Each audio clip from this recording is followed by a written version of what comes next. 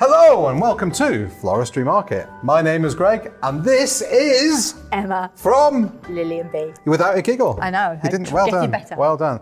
Welcome back. We've not got a lot on the table.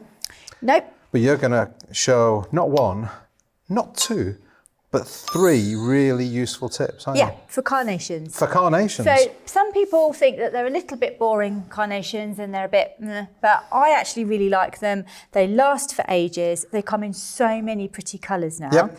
However, I've got show you a couple of little tips with carnations. So the first one, when you're conditioning a carnation, you'll notice they've got these like little nodes on them. Yeah. So this is the same as like anything in the dianthus family. So Gypsophilia, Sweet William, anything like that. So they're like a fibrous knuckle. Yeah. So when you're conditioning, so prepping your carnations, you always want to cut them above or below the node. Okay. If you cut them on the node, the flower finds it really hard to drink.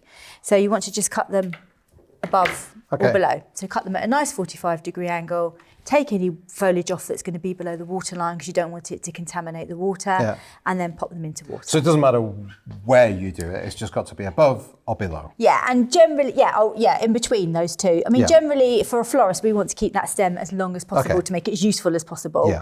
But above or below the node, and then it finds it much easier to drink. So that's during conditioning, you would do it during them, but then of course, when you're creating something, you could cut it. Yeah, cut it shorter, but So that's your first little tip. Okay, tip number one.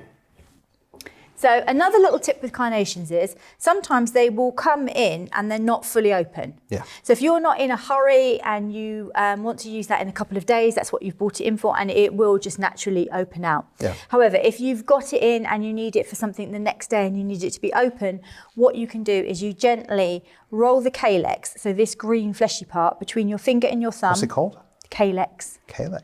So you just roll that between your finger and your thumb, and then very gently you can fluff the carnation open.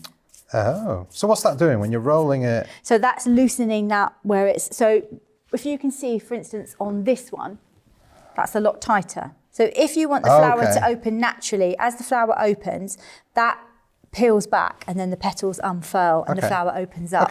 So all you're doing is you're increasing that process. So you wouldn't do that if you just wanted to send them out to a client for a bouquet because you want them to last as long as possible and open up for them. But if I needed them for something and they came in quite tight, roll the calyx and then gently fluff them open. Simple. So that's a really simple one. That's tip number two. Tip number two. And then tip number three. So as I said earlier, I really like a carnation as it is. Some people don't, they feel quite snobby about it. So what you can do is open it up and fluff it out. Yeah. And then that central section, you just put your fingers in there and you pinch it out. And then you turn it into... It looks different. Yeah, a different flower. And I actually had this for a wedding earlier this year. So then it looks... Wow. Like that. So it looks like a different little bit of a flower. So I had that for a wedding. This year I had a wedding and it was the day after Valentine's Day. And the roses that I ordered in didn't come in quite how I wanted them to look. And they wanted that deep burgundy colour. So I was like, oh God, what am I going to use? And all I had was burgundy carnations. And I was thinking, I can't really put burgundy carnations in a bridal bouquet.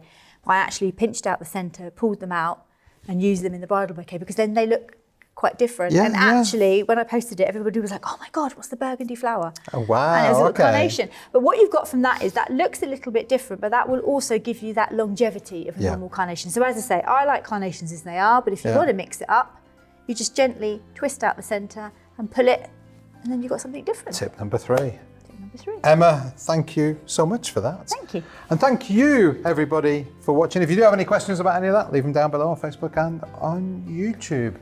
Thank you for watching. Thank you for subscribing. If you haven't, please do and hit that bell icon. You'll be notified every time we upload a new show. For myself and Emma, see you next time. Bye.